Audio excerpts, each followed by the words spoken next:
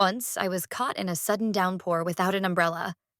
I wondered how rain formed so quickly. I learned that rain starts as water vapor rising from lakes and oceans. This vapor cools and condenses into clouds, eventually falling as rain.